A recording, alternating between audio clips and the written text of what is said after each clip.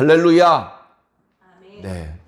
힘차게 본문 말씀을 읽고 아멘 했습니다만 사실 오늘 본문 말씀은 매우 암울한, 참 답답하고 속 터지는 그런 분위기의 말씀입니다. 오늘날 우리들의 시대도 크게 다르지 않습니다. 어떻게 보면 더 심합니다. 지난 주일날 말씀을 시작하기에 앞서서 중독에 대한 말씀을 드렸습니다. 유난히 요즘 사람들은 중독에 잘 빠진다. 알코올 중독, 니코틴 중독, 카페인 중독, 탄수화물 중독, 마약 중독. 그렇게 뭔가 몸에 좋지 않은 그런 물질을 우리 몸 안으로 집어넣어서 쾌감을 느끼려고 하는 그런 중독도 있고, 그런 물질과 전혀 상관없이 음란물 중독, 도박 중독, 게임 중독, 인터넷 중독, 성형 중독, 여러 종류의 행위 중독도 있습니다.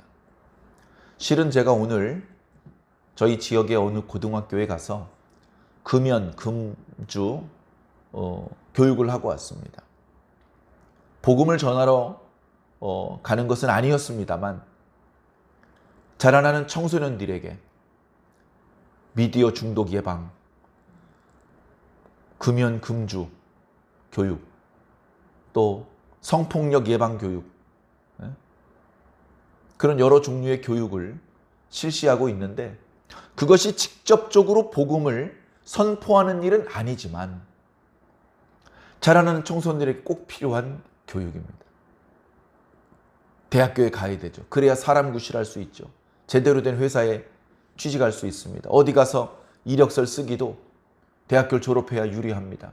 기왕이면 지방대학교보다는 이름이 잘 알려져 있는 메이저 대학, 수도권에 있는 대학교를 입학하는 게 좋을 것이고, 그 중에서도 더 상위권에 있는 대학에 입학을 한다면 취직하기도 유리하고 결혼을 할 때도 상당히 좋은 조건이 될 수 있을 것입니다. 그러다 보니 좋은 대학에 갈 수 있기 위해서 코피를 쏟아가면서 공부를 하고, 학원, 과외, 요즘엔 인터넷 강의까지 너무 경쟁이 과열되고 있습니다. 그러다 보니 거기서 이제 뒤처지는 아이들, 1등급, 2등급이 아니면 별로 의미가 없기 때문에 거기서 뒤처지는 아이들은 상대적인 박탈감을 느끼고 소외감을 느낍니다. 실질적으로 졸업을 하고 나서 갈 수 있는 데가 없습니다.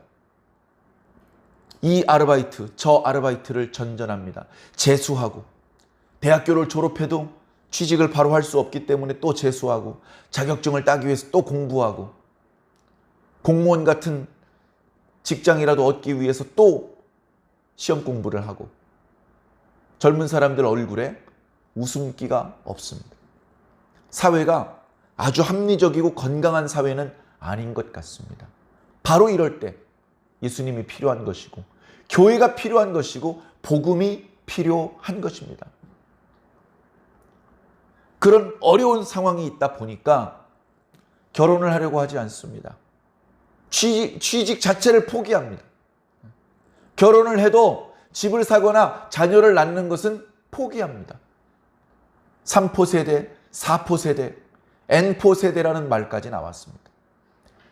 하고 싶은데 본능을 거스려서 포기해야 되는 그 젊은이들의 심정은 얼마나 아프겠습니까? 그러나 아프다고 찌푸리지 않고 오히려 웃으면서 아무도 모르게 이런 중독, 저런 중독에 빠집니다. 제가 학교 가서 얘기를 했습니다. 단순히 담배를 피우지 말라, 술을 마시지 말라고 말하지 않습니다. 담배는, 술은 중독이 문제다. 들이마셔서 뇌가 손상되고 허파가 손상되고 심장과 위장과 간장이 손상되고, 그것도 물론 심각한 문제지만 뇌가 손상되고 심리적으로 의존성을 가지게 된다. 내성이 생기고 금단현상이 생겨서 상상도 못할 고통을 겪게 된다. 뿐만 아니라 원래 태어날 때는 120년인지 150년인지 모르지만 건강하게 오래오래 살 수 있는 몸을 가지고 태어났는데, 그런 잘못된 것을 시작을 하면 스스로 자기 생명을 갉아먹는 일을 하는 것이 된다. 훨씬 더 오랫동안 건강하게 살 수 있는데 스스로 자기 생명을 단축시키면 안 된다. 그렇게 진심 어린 호소를 했습니다. 그래서 강의가 끝나고 강의 소감문을 보니까 뻔히 알고 있었던 내용인데 재미있게 잘 설명해 주셔서 귀에 쏙쏙 들어왔습니다. 그리고 생각보다 술과 담배가 심각하다는 것을 알았습니다. 술은 괜찮은 줄 알았더니 술도 담배나 마찬가지라는 것을 알았습니다. 저도 절대 하지 않고 내 주변 사람에게도 이게 얼마나 심각하게 나쁜 것이라는 것을 알리겠습니다. 그렇게 또 소감문을 써주는 것을 받아보았습니다. 세상은요, 뭔가에 의존하고 싶은 거예요. 자기 두 다리로 똑바로 서지 못하니까 쩔뚝쩔뚝 거려야 되고, 쩔뚝거리는 게 창피하니까 안 움직이고 가만히 있고, 가만히 서 있기 힘드니까 지팡이가 됐든 전봇대가 됐든 뭔가에 기대서 서고 있습니다. 그게 중독입니다. 스스로 그 고민과 스트레스를 견디지 못하니까 술을 찾고 담배를 찾고 마약을 찾고 게임을 찾는 것입니다. 그렇게 한번 중독이 되면 이제 고민스럽지 않더라도 습관적으로 그런 것들을 의존하게 되기 때문에 자기 생명을 건강하게 살 수 없는 것이죠. 그렇게 젊은 사람들이 고통당하는데 어른들은 행복할까요? 어른들은 고민이 없을까요? 어른들 왜 고민이 없습니까? 더 많죠.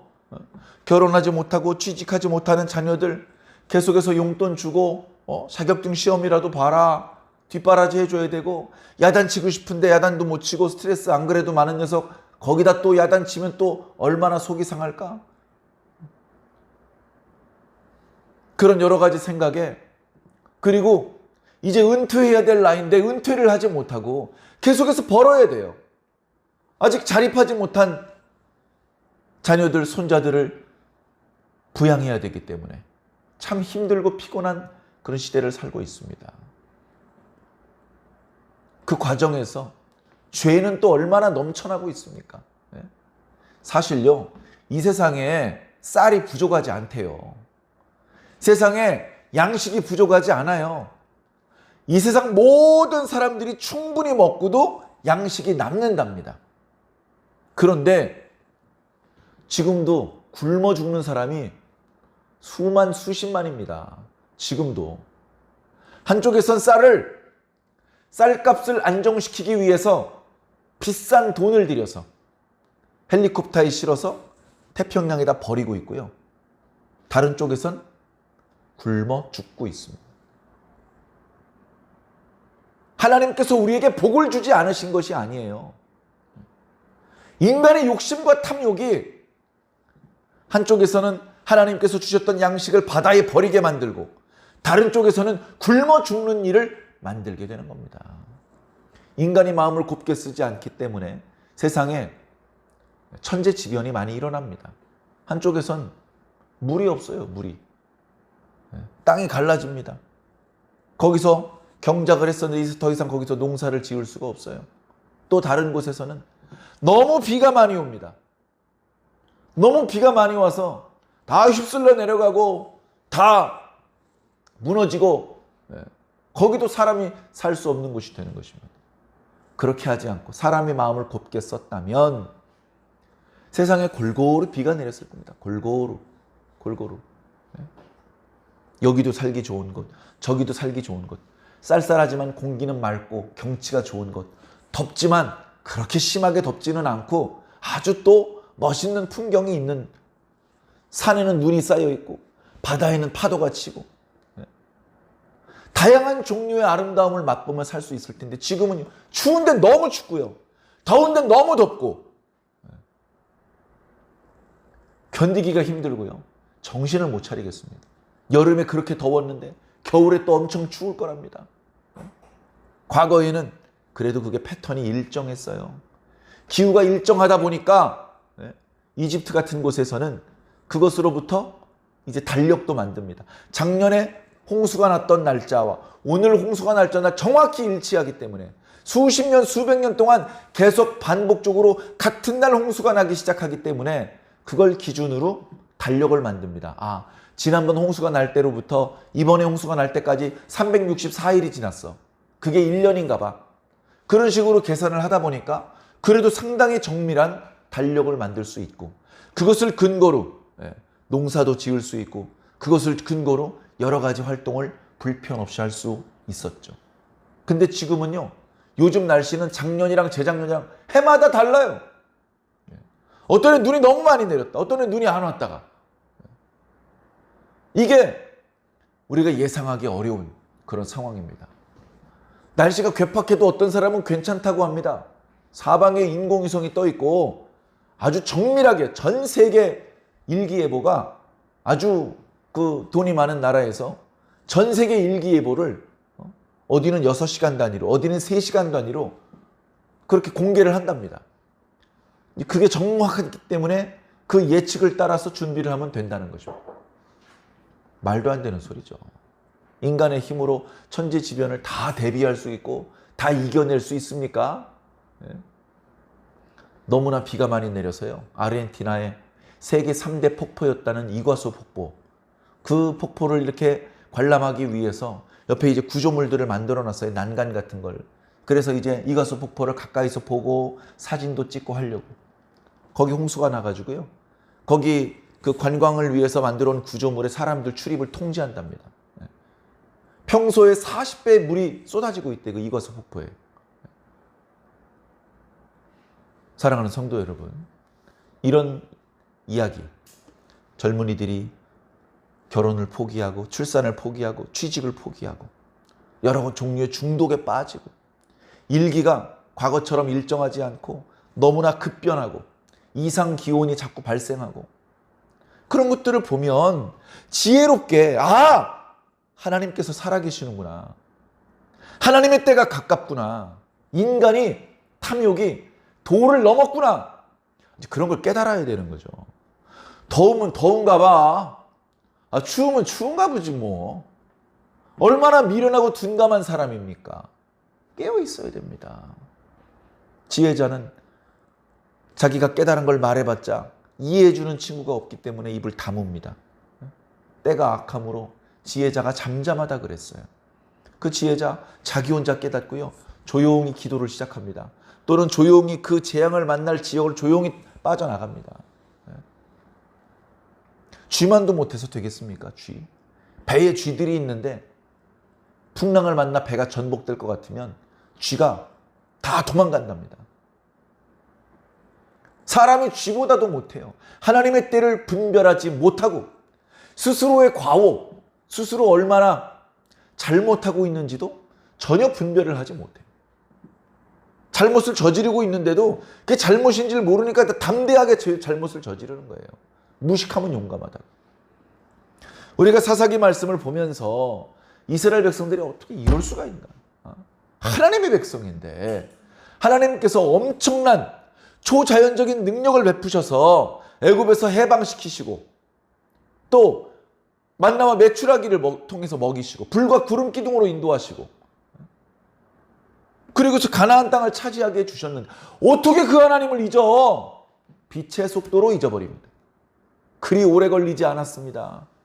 그리고서는 곧바로 하나님 앞에 불경건한 모습을 보여드렸고, 하나님께서는 그들과의 언약에 입각해서 이방인들을 통해서 이스라엘 사람들을 괴롭히게 했습니다.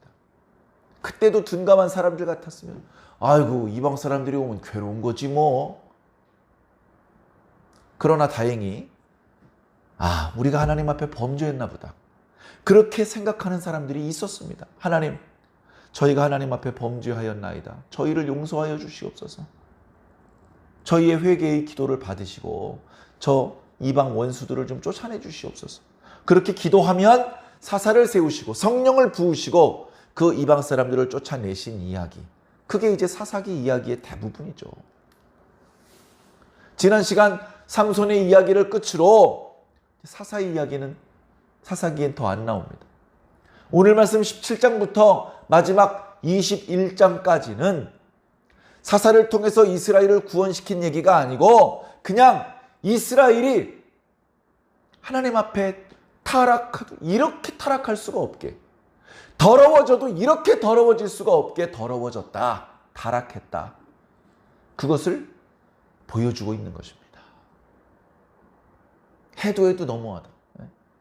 이방인들 욕하죠. 너희 할례도 못 받았지. 너희들 하나님 약속도 없지. 율법도 없지. 너희들은 뭐 아무것도 없잖아. 우리는 지금 밟고 있는 게 언약의 땅이고 저기 있는 게 다윗 성전이고 우리가 암송하는 게 모세 율법이야. 우리 얼마나 하나님께 복받은 민족인지 알아? 아우 냄새나는 이방인들이 뭘 알겠어 하면서 무시했거든요. 근데 이스라엘 백성들 지금 이 사사기 말씀을 보면 이방인들보다 더 악해요. 더 악해. 그리스도인들이 더해. 교회 다니는 것들이 더해. 요즘도 그런 말 듣잖아요.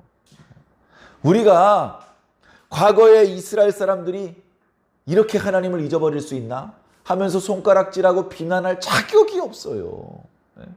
제가 말씀을 읽으면서 야, 이스라엘 사람들 해도 너무하네. 그게 느껴지면서 한쪽으로는 아이고 요즘 사람들은 더 심한데, 아이고 요즘 시대는 더 심한데, 이런 생각이 들더라니까요. 여러분 정신 바짝 차리지 않으면 저도 여러분들도 순식간에 타락합니다. 엉뚱한 짓거리를 하면서 그게 하나님께서 좋아하시는 일이라고 착각할 수 있어요. 정신 똑바로 차려야 됩니다. 자, 오늘 말씀 한번 볼까요? 오늘 말씀에 보면 미가라는 사람이 나와요. 미가. 그렇게 젊은 어린 사람이 아닙니다. 적게 잡아도 50에서 60 정도는 먹은 사람 같아요. 자, 미가라는 사람이 있는데 이 사람이 이제 에브라임 산지에 산대요. 에브라임 산지에 살면 특별한 일이 없으면 에브라임 지파 사람이죠. 굳이 에브라임 지파라고는 말씀하지 않습니다. 자, 에브라임 산지에 살고 있어요. 자, 근데 이 사람에게 어머니가 있어요. 어머니 나이가 많겠죠. 적게 잡아도 80에서 90은 되셨을 겁니다. 그러면 당시 어떤 분위기로 봤을 때 건강하게 오래 사는 거죠. 자, 그런데 이 어머니하고 미가 사이의 대화를 들어보면 이 사람들이 지금 하나님을 믿는 사람인가 이방인인가 헷갈려요. 자, 미가가 먼저 얘기를 합니다. 어머니, 옛날에 어머니 은 잃어버리셨죠? 자, 은을 1100을 잃어버렸대요. 1100. 은 1100이면 이제 얼마나 큰 돈인지 우리가 잘 와닿지 않는데 뒤에 보면 어떤 제사장의 1년 월급이 은 10이랍니다. 은 10. 은 하나면요. 한 달 월급이에요. 월급. 은. 그럼 이제 은 1100이면 엄청나게 큰 돈이죠. 자, 이런 큰 돈이 있는 걸 보니까 이 미가라는 집안은 그래도 좀 경제적으로 돈이 좀 있는 집인 것 같아요. 집도 크고 집안 가족들을 돌보는 종들도 많이 있고 땅도 넓고 거기서 농사를 짓는지 목축을 하는지 그 농사와 목축일을 돌보는 사람들도 많이 있을 겁니다. 어떻게 보면 그거 하나님께 복받은 거잖아요. 자, 그런데 나이 많아 건강하고 장수하는 것도 복받은 것이고 넉넉한 재물을 가진 것도 복받은 것인데 안타깝게도 하나님을 섬기는 방법을 모르는 집안이에요. 자, 은천이 있었는데요. 어머니가 너무나 화가 났어요. 왜? 은천을 잊어버렸거든요.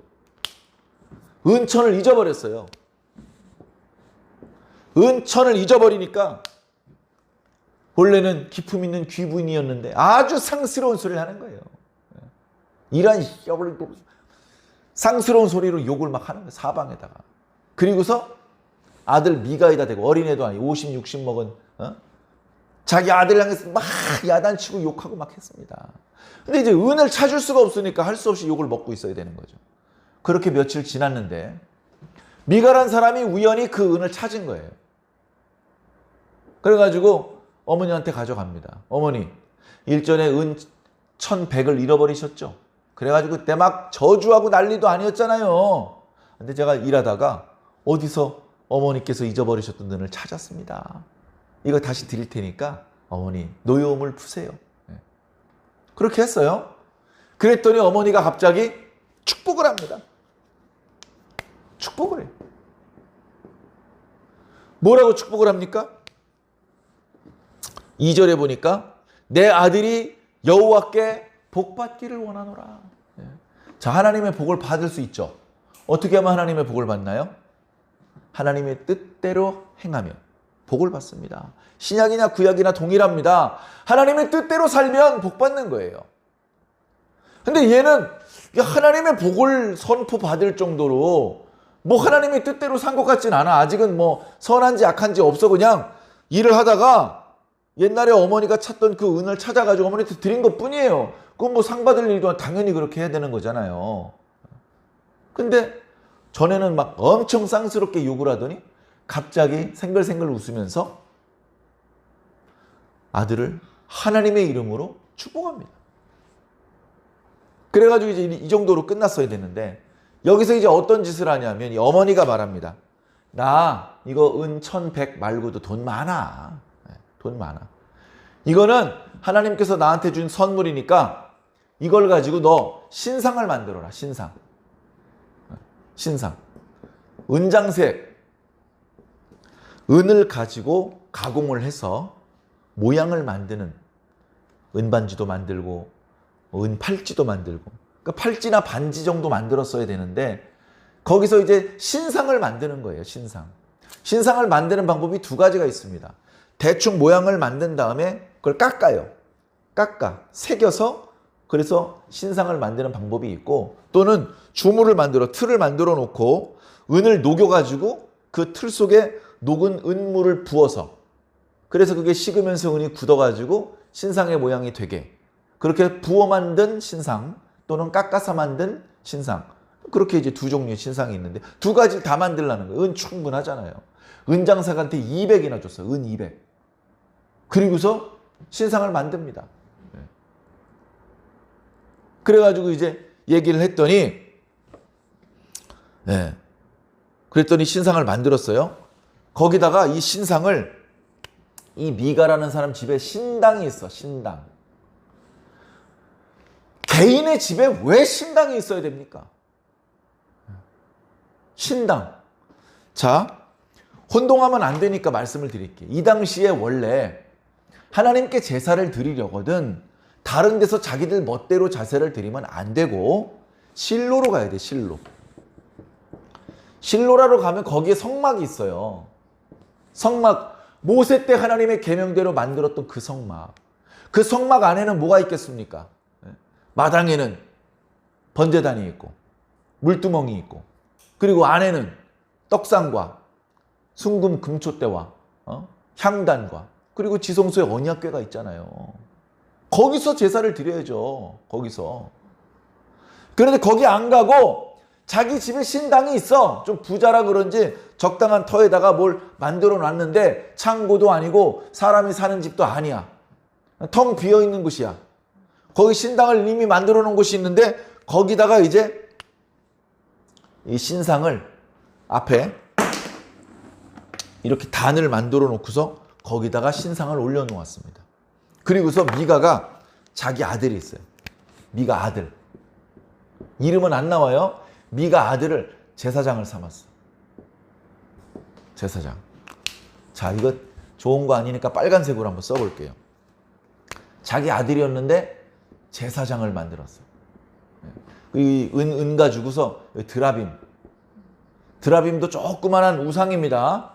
드라빔은요, 제가 이제 신학대학원 다닐 때 교수님께서 샘플로 하나 보여주셨는데 종이컵에 들어갈 수 있는 정도로 작은 우상이에요. 드라빔. 그리고 에봇.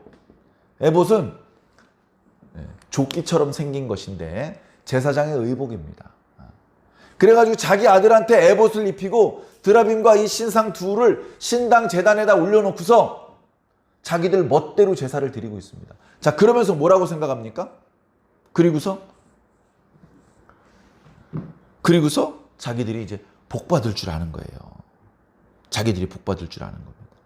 자, 그런데 우리가 하나님의 말씀의 관점에서 이 사람들의 행동, 여기 미가, 그리고 미가의 어머니, 그리고 미가의 아들, 이 사람들의 행동을 보면 전혀 신앙인답지 않고 전혀 하나님을 섬기는 사람답지가 않아요.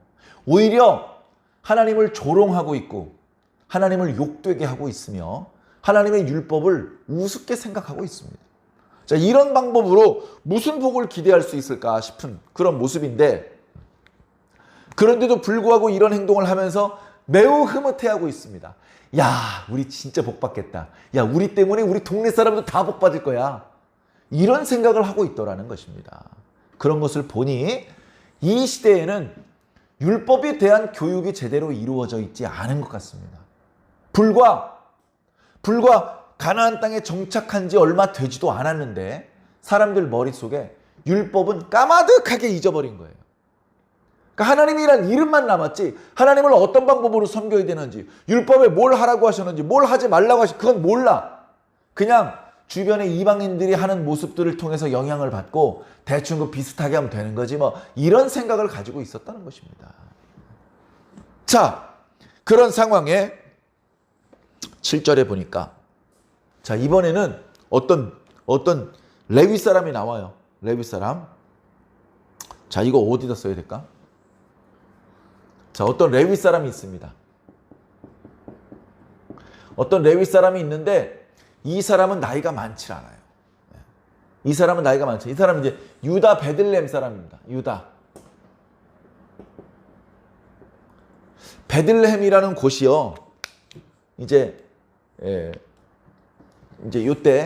이제 유다 지파에게 속한 그 땅이었습니다. 그 베들레헴, 이제 계속해서 이제 베들레헴 이야기가 나와요. 그래서 이 이야기 17, 18장에 에브라임 사람 미가의 이야기, 그 다음에 이제 21장 거기 이제 마지막에 거기 이제 베냐민 지파의 이야기, 그 이야기도 결국은 이제 베들레헴과 관련된 이야기예요. 그리고 뒤에 보면 뭐가 나오냐면은 룻기가 나와요. 룻기도 베들레헴과 관련된 이야기예요. 그래서 어느 교수님이 재미있게도 베들레헴 3부작이다, 이제 그렇게 이름을 표현하기도 했는데, 자, 베들레헴에 있던 레위 사람이 원래 거기도 살고 있었어요. 거류하고 있었다는 건 그 동네에서 살고 있었어요. 그런데 거기 더 이상 살 수가 없게 됐어요. 자세한 설명은 안 하는데 거기 살 수 없게 되자 어떻게 됩니까? 이제 자신의 직장을 찾으러 여기저기 떠돌아다닙니다. 자기가 레위 사람인데 레위 사람으로 일할 만한 곳이 없는지 여기저기 떠돌아다니다가 이제 에브라임 산지까지 온 거예요. 미가의 집 근처를 지나간 겁니다. 이제 낯선 사람이 지나가는데 미가가 그 사람을 붙잡아 세워서 주거니 받거니 대화를 합니다. 당신 보니까 좀 낯선 사람인데 어느 동네에서 무슨 일로 이 마을에 오셨습니까? 네, 저는 유다 베들레헴 지방에 살고 있는 레위 사람입니다. 근데 거기 더 이상 지낼 수가 없게 돼서 제가 지낼 만한 곳이 어디 없을까 정처 없이 찾아다니는 중입니다. 그렇게 얘기를 합니다. 그러자 미가가 제안을 합니다. 우리 집에 신당도 있고 드라빔도 있고 에봇도 있고 신상도 있는데 지금 현재는 내 아들이 제사장 역할을 하고 있는데 우리 에브라임 사람이 무슨 제사장을 하겠습니까? 제사장은 레위 사람이 해야죠. 그래서 당신 이 마을 저 마을 떠돌아다니지 말고 우리 집에서 우리 가문의 제사장이 되어주시면 어떻겠습니까? 그렇게만 해준다면 제가 1년에 은 10을 주겠습니다. 의복 한 벌을 주겠습니다. 그리고 매일 드실 음식을 제공해 드리겠습니다. 그랬더니 이거 좋은 조건이네요. 저는 레위인으로 활동할 때보다 수입이 짭짤한데요. 오케이, 좋습니다. 해가지고서 이 레위 사람이 이 아들을 대신해서 이제 이 집에 제사장이 됐습니다. 그렇게 딱 만들어 놓고 마지막 구절에 뭐라고 됩니까? 마지막 구절. 야, 이제 신상도 준비가 됐고 신당도 준비가 됐고 아이고 거기에 레위 사람이 제사장이니 야 진짜 우리 집은 너무 복 받겠다, 이렇게 흐뭇하게 생각하는 그 장면이 오늘 말씀 마지막 구절이잖아요. 자, 이 사람 정말 하나님께 복 받을까요? 자, 여러 가지 문제가 있습니다. 여러 가지 문제. 굳이 말하자면, 자, 기분 나쁜 일이 있다고 함부로 저주하면 안 됩니다. 기분 좋은 일이 있다고 함부로 하나님의 이름을 들먹거리면 안 됩니다. 하나님의 이름을 만홀히 여기지 말라고 했어요. 함부로 우리 죄인들의 입에 올릴 이름이 아닙니다. 거룩하신 이름입니다. 이렇게 함부로 저주하고 함부로 축복하는 것을 보니 이 사람들의 성격이 온유하지 못해요. 경박합니다. 경박해. 자, 그런 다음에 신상을 만든대요. 신상을 만들기 위해서 이 은 1100을 하나님께 거룩히 드린대요. 야, 하나님이 뭔지 알고 거룩이 뭔지 알면 그걸 신상을 만들겠냐, 그걸로? 그걸로 신상을 만들겠어? 뭐 예를 들면 아버지가 준 은으로 오강을 만들어 거기다 오줌 싹 깔기면 그게 아버지의 이름을 빛내는 게 되겠습니까? 하나님께서 은 1100 주셨으면 감사해야 되죠. 그거 차라리 가난한 이웃들한테 나눠줬으면 진짜 하나님께 복 받았을 거예요. 근데 그거 가지고 우상 만들다는 겁니다. 10계명 중에 우상 숭배하지 말라가 몇 번째인지 아십니까? 첫 번째예요. 첫 번째. 나 외에 다른 신을 내 앞에 두지 말아라. 어떠한 형태의 형상도 만들지 말아라. 그것이 하나님께서 금지하고 있다는 사실조차 모른 채 지금 신이 나가지고 신상을 만들고 있습니다. 거기다가 에봇과 드라빔까지 만들어서 지들 멋대로 실로의 성막이 있는데도 불구하고 자기들 멋대로 지은 신당에다가 자기 아들한테 제사장의 옷을 입혀놨어요. 이게 말이 됩니까? 자, 그뿐만이 아니라 이 레위 사람 한번 보십시오. 레위 사람은 레위인의 성읍에 지내게 되어 있습니다. 레위인은 이스라엘 12지파에 흩어져 살게 되어 있었습니다. 그 레위인들이 모여서 사는 성읍들이 따로 지정이 되어 있었습니다. 그 성읍에 살고 있는 레위 사람들은 땅은 없어요. 농사를 짓거나 포도원을 일굴거나 할 땅은 없습니다. 다만 그들이 데리고 있는 양과 염소나 소들을 위해서 풀을 뜯길 수 있는 목초지만 조금 주었을 뿐이에요. 그러니까 이 레위 사람들은 정상적인 경제 활동을 할 수가 없습니다. 그럼 레위 사람들은 굶어 죽으란 말입니까? 아니죠. 이스라엘 백성들이 하나님의 뜻대로 살면서 복을 받고, 그래서 여러 가지 농사가 됐든 목축이 됐든 하나님께 복을 많이 받으면 그것의 10분의 1을 하나님 앞에 바칩니다. 하나님 앞에 바치는데 하나님 손에 드리는 게 아니고 레위인의 손에 드리는 거예요. 레위인은 백성들을 위해서 기도하고 백성들에게 하나님의 말씀을 가르치고 백성들이 하나님을 잘 섬기도록 도와주는 역할을 합니다. 자기 생업이 없어요.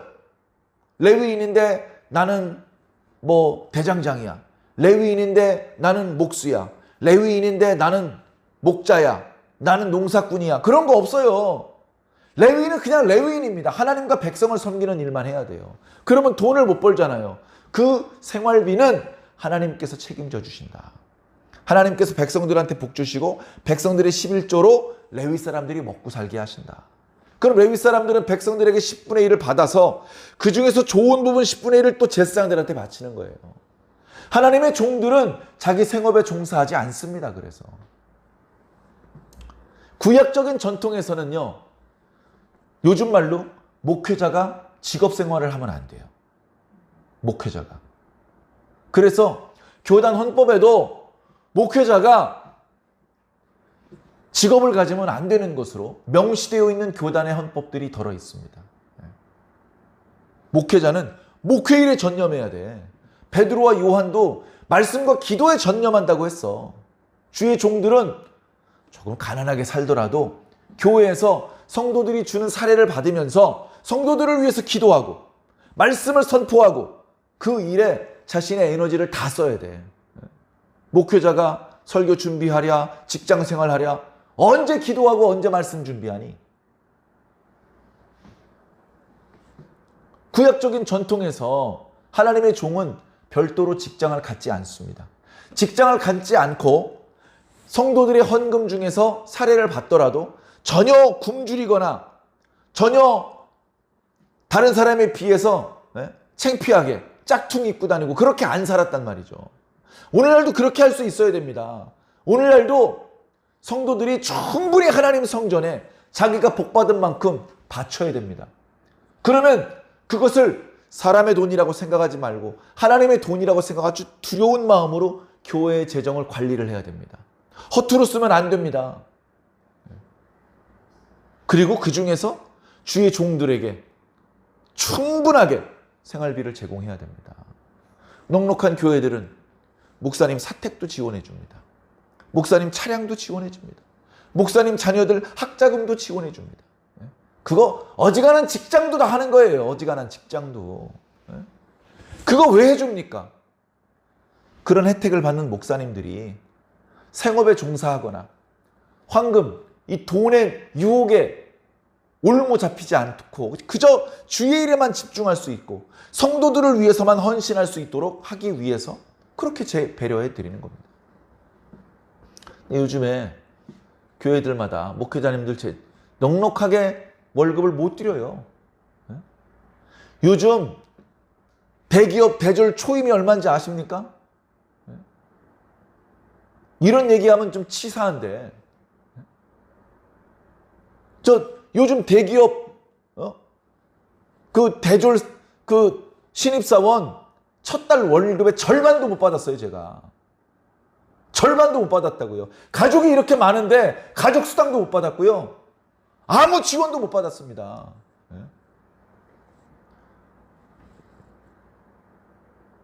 지원 못 받은 게 자랑은 아니죠. 교회가 충분히 부흥될 수 있도록 헌신했어야 되는데 부족함이 많았죠. 그러나 주의 종들을 섬기는 것은 사람을 섬기는 게 아니라 주님을 섬기는 것입니다. 인간적으로는 그 사람 마음에 안 드는데 주의 종이야. 그럼 섬겨야 돼. 왜? 그래야 내가 복을 받아. 교회 재정이 어렵다고 목회자들 월급을 안 주면서 당연하게 생각한다면 그것을 어찌 그리스도인이라 말할 수 있겠습니까? 부끄러움을 느끼고 밤잠을 설치고 야 이거 어떡하지? 그런 책임감을 가지고 있어야 되죠. 참 안타깝습니다.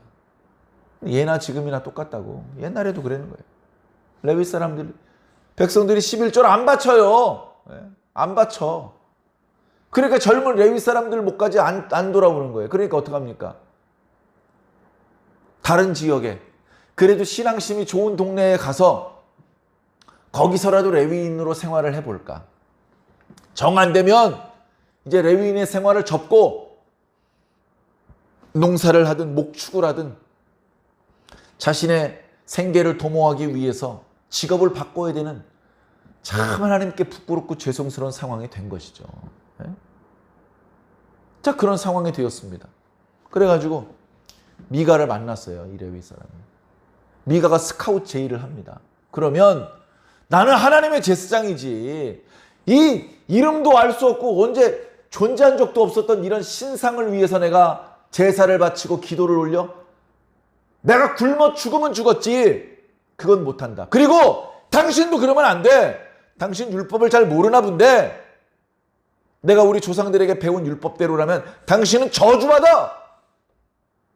그렇게 따끔하게 경고를 했어야 되는데 주판을 튕겨보더니 어우 좋은 조건이네요 하면서 얼른 그 스카웃 제의에 수락을 하고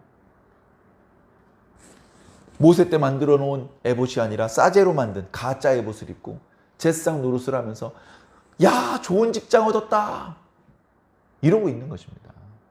그래놓고서 또 한쪽에서는 야 레위 사람을 제사장으로 두었으니까 우리 복 받겠다 이러고 또 좋아하고 있고 이런 말도 안 되는 지치 한 번도 아니고 연속적으로 일어나는 까닭에 대해서 오늘 말씀 6절에는 이렇게 말씀하고 있습니다. 이것은 그때에 이스라엘에 왕이 없었기 때문에 사람들이 각자 자기 소견에 옳은 대로 했다. 오늘날도 마찬가지잖아요. 오늘날도. 여러분 자 말씀을 이제 마무리해 볼게요. 말도 안 되는 상황입니다. 말도 안 되는 상황. 자 우리들의 신앙이 어떠해야 되는지 반면 교사로 한번 생각해 보자고요. 자, 우리들의 신앙은요. 말씀을 기초로 한 신앙이 되어야 됩니다. 내 마음대로 말씀과 상관없이 왠지 이게 멋있으니까 사람들이 다 이렇게 하니까 나도 그렇게, 그런 식의 신앙은 하나님을 기쁘시게 할 수 없습니다. 내가 생각해도 야 좀 어색한데 싶어도 말씀하신 그대로 하나님을 섬겨야 됩니다. 말씀하신 방법으로. 제사를 드리고 싶어? 실로에서 제사 드려.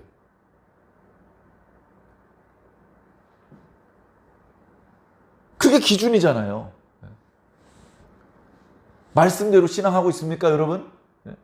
여러분, 요즘 사람들 참 어리석어요. 어리석으니까 어때요? 교만해요. 교만하니까 어때요? 잘 안 들어요. 안 배우려고 그래. 야야야, 시끄러워.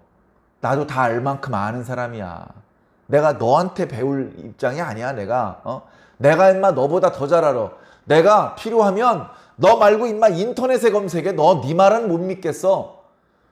요즘 다 그런 시대에 그런 사람들만 살고 있어요. 요즘 시대에. 얼마나 어리석고 얼마나 거만한지 모릅니다.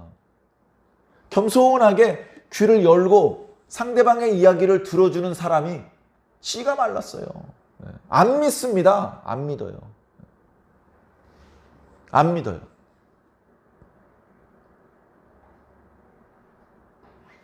그래 놓고서, 그렇게 건방을 떨어놓고서 정말 잘하는 사람한테 물어보고 정말 인터넷에 검색을 하느냐? 하지도 않아요. 부정확한 정보, 누가 만들어낸 거짓 정보, 막 출처를 알 수 없는 뜨내기 정보, 그걸 하나님의 말씀처럼 맹신하고 살고 있어요. 그런 엉터리 인생, 그런 방법으로 무슨 복을 받겠으며 어떻게 건강하고 행복하게 살 수 있겠습니까? 자기 생명을 걸고 그런 무모하고 어리석은 짓을 해서는 안 됩니다. 우리가 하나님께 신앙을 하는데 교회를 갈지 말지, 헌금을 드릴지 말지, 전도를 할지 말지, 봉사를 할지 말지, 그거 네 맘대로 하면 되겠습니까? 말씀을 기초로 한 신앙이 되어야 된다고요. 기도도 그냥 내 맘대로 짓거리는 게 기도가 되는 게 아니고 말씀을 기초로 기도해야 돼요. 며칠 전에 마무리되었던 에베소서 말씀 묵상해 보면 성령 안에서 기도하라고 말씀하셨잖아요. 자기 멋대로 떠버린다고 다 기도가 아닙니다. 하나님의 말씀. 우리 오늘날 그리스도인도 마찬가지예요. 정말 당신 말씀 알고 있어? 정말 말씀대로 신앙하는 거 맞아? 함부로 그렇다고 말하지 말고 얼른 말씀을 펼쳐보아야 됩니다. 성경 읽기 얼마나 하셨습니까? 성경 필사하는 사람도 많이 있어요. 필사했다고 교만하시면 안 됩니다. 필사하면 다 천국 갑니까? 천국 못 갈 사람이 어디 있어요? 물론 필사하셔야 됩니다.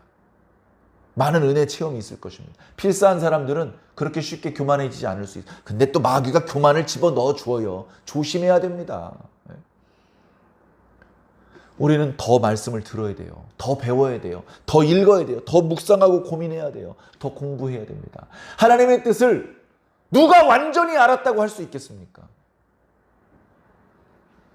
말씀을 더 듣고 말씀대로 해야 돼요. 우리의 신앙은요, 중앙의 통제를 받아야 됩니다. 중앙의 통제를 받아야 돼요. 한가운데 하나님, 예수님, 성령님이 계십니다. 한가운데. 그리고 눈에 보이기로는요, 성도들에게는요, 목회자가 있어요. 목회자. 교회가 있어요. 교회. 당회가 있어요. 당회. 당회가 없는 미조직 교회도 있죠. 그런 경우에 노회가 있습니다. 노회에서 치리하는 거예요. 성만찬 의식을 할지 말지 노회에다 물어봐야 됩니다. 노회에서 허락해주면 하는 거예요. 장로를 세울지 말지 노회 허락을 받아야 됩니다. 교회를 설립할지 말지 노회 허락을 받아야 되는 거예요. 노회는 대회는 총회의 허락을 받아서 치리합니다.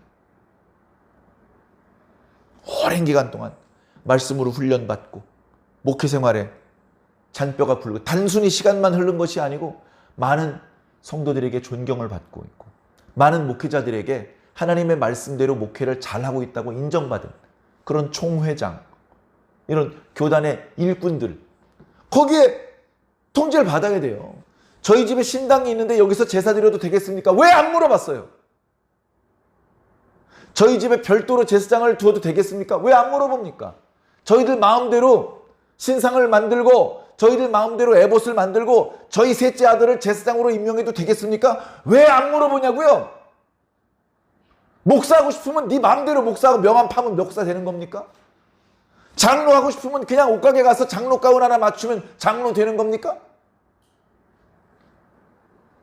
중앙의 허락을 받아야 돼. 중앙의 허락. 그걸 무시하면 안 됩니다. 다시 말하면 질서가 있어야 돼. 질서. 질서. 질서를 따라서 하나님을 섬겨야 됩니다. 질서. 질서 없이 자기 마음대로 하나님께서 기뻐하지 않습니다. 자, 세 번째. 역시 하나님 중심으로. 하나님 중심으로 신앙을 해야 됩니다. 하나님 중심으로. 레위 사람에게 정말 거절하기 힘든 스카웃 제의가 들어왔습니다. 원래 그러면 안 되는데 지금 너무 배가 고파요. 배에서 쪼르륵 소리가 나요. 하나님도 이해해 주시겠지 하면서 스카웃 제의를 수락하기 전에 먼저 기도해 봐야죠. 기도. 하나님, 지금 시대가 너무 썩었습니다. 어두워져 있습니다. 하나님의 백성들이 복을 받으면서도 11조를 바치지 않습니다. 그러다 보니 레위 사람들 생계가 위태롭습니다. 저는 저희 가족들을 위해서 지금 생계를 도모하기 위해서 여기 나왔는데 여기 이 사람이 거절하기 힘든 제안을 합니다. 하나님 어떻게 하면 좋겠습니까? 왜 하나님께 기도하지 않았습니까? 왜? 기도해보지도 않아놓고 어쩔 수 없었대요. 그때 그 상황이 어쩔 수 없었대요. 기도는 할 수 있었잖아. 기도는. 기도해봐야 뭐 별 수 있겠어요? 해보지도 않고 그런 소리 하지 말고 기도해야죠. 기도해보지도 않고서 어쩔 수 없었다고 말하면 안 됩니다. 기도해보지도 않고서 나는 하나님 중심으로 신앙하고 있다라고 말하지 마세요. 기도하셔야 됩니다. 자, 정말 말도 안 되는 이야기가 지금 사사기 뒷부분에 펼쳐지고 있는데 오늘 우리들의 시대는 크게 다르지 않아요. 불신자는 얘기할 것도 없고 그리스도인들 중에서만 생각해 봐도 이런 경우 없습니까? 어떤 전도사님, 어떤 목사님 자꾸 자기 집에 불러 들여가지고 자기 집안의 제사장을 삼고 싶지 하시는 분들이 계시지 않습니까? 네? 교회에서 사례를 받고 있는 목사 자꾸 용돈을 찔러줘서 딴 마음 먹게 만드는 그런 분들 혹시 없었습니까? 네? 죄송하지만 저는 그런 모습을 덜어 보았습니다. 하나님께서 기뻐하시는 모습이 아닙니다. 그런 방법으로는 주의 종도 하나님을 기쁘시게 할 수 없고 백성들도 하나님을 기쁘시게 할 수 없습니다. 그것은 하나님을 섬기는 방법이 아닙니다. 하나님은 하나님의 방법대로 섬겨야 됩니다. 하나님께 감사한 일이 있으시면 목회자 주머니가 아니라 교회에 헌금을 하십시오. 교회에서는 주의 종들에게 넉넉하게 생활비 주셔야 됩니다.